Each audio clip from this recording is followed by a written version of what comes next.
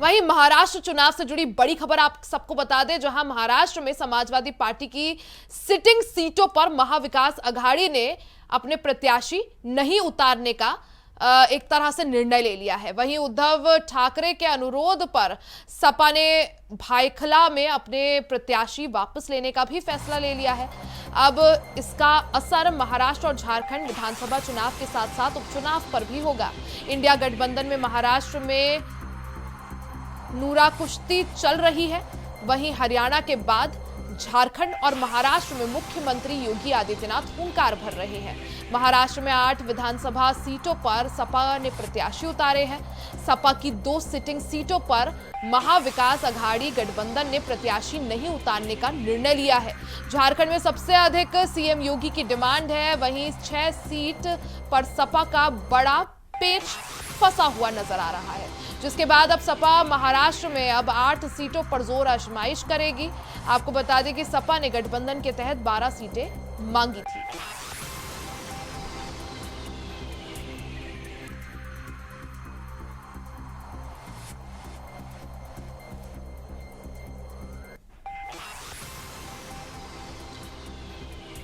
तो महाराष्ट्र चुनाव को देखते हुए भी समाजवादी पार्टी पूरे दमखम के साथ चुनावी रण में उतरने को तैयार है। लोकसभा चुनाव के बाद समाजवादी पार्टी तीसरी सबसे बड़ी पार्टी के रूप में उभर कर सामने आई थी। यही वजह है कि अब अखिलेश यादव समाजवादी पार्टी की साइकिल को रोकने के मूड में नहीं है। वो चाहते हैं कि टेम्पो और बढ़ता रहे और ज्यादा से ज्यादा राज्यों में समाजवादी पार्टी का जनाधार बढ़े। यही वजह है कि महाराष्ट्र को लेकर भी अखिलेश यादव ने जो प्रेशर पॉलिटिक्स की रणनीति अपनाई थी, अब वो काम करती हुई नजर आ रही है।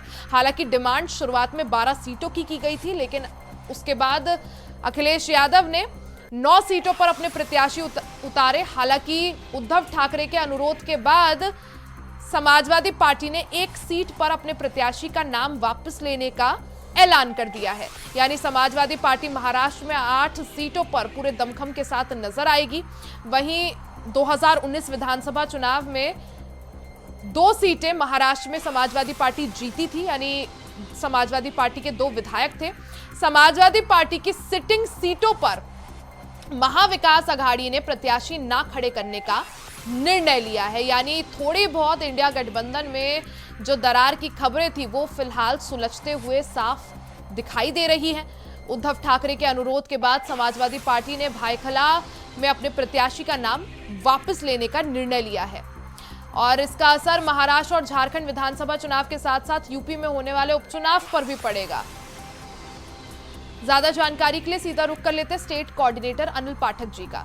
पाठक जी, जिस तरह से अखिलेश यादव कोशिश यही कर रहे थे महाराष्ट्र में कि प्रेशर पॉलिटिक्स के तहत काम वहां पर बना लिया जाए, और अब खबरें जिस तरह से आ रही हैं, जो प्रेशर पॉलिटिक्स अखिलेश यादव वहां पर खेल रहे थे वो थोड़ा थोड़ा रंग लाती हुई नजर आ रही है, क्योंकि जो 2 सिटिंग सीटें हैं समाजवादी पार्टी की, वहां महाविकास अघाड़ी ने अपने प्रत्याशी ना उतारने का निर्णय ले लिया है।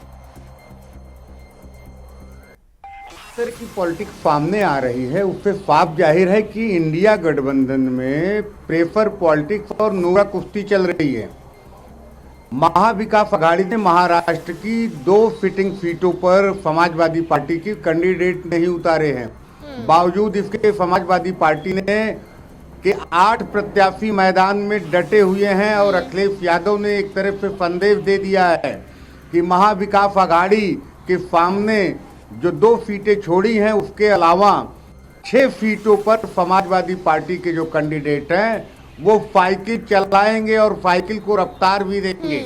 तो एक बड़ा चुनौती है महाविकास अघाड़ी के लिए महाराष्ट्र में, और उसका असर उत्तर प्रदेश में भी देखने को मिल सकता है, क्योंकि कनेक्टिविटी जो है महाराष्ट्र और उत्तर प्रदेश की साथ हो रही है। चुनाव उत्तर प्रदेश में भी होने जा रहे हैं, उपचुनाव के 9 सीटें हैं उत्तर प्रदेश में। जाहिर सी बात है कि अगर कांग्रेस को समाजवादी पार्टी महाराष्ट्र में लंगी मारेगी तो उत्तर प्रदेश में कांग्रेसी भी चुपचाप नहीं बैठेंगे।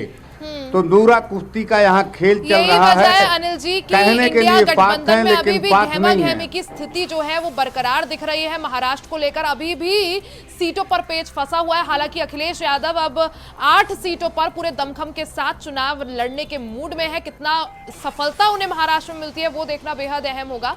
बहुत बहुत शुक्रिया जानकारी के लिए।